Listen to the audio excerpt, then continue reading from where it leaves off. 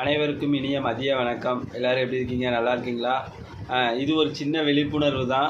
Video skip பண்ணாமல் பாருங்கள், அப்போ தான் புரியும். சரியா?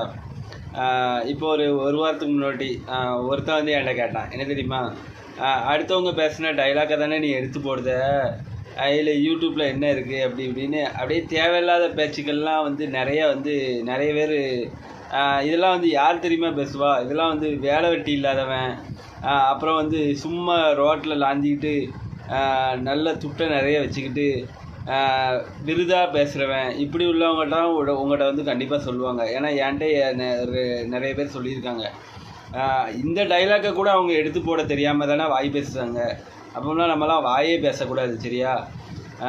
அதாவது ஒரு திறமையை நீங்கள் வளர்த்துக்கிடணும். அந்த திறமையை நம்மளால் வளர்க்க முடியலையா, அதை பற்றி எதுவுமே பேசக்கூடாது. வாயை மூடிக்கிட்டு அவங்கவுங்க வேலையை பார்த்துட்டு இருக்கணும். சரியா? இப்படி உள்ள நபர்களை முற்றிலும் வந்து தவிர்த்துருங்க.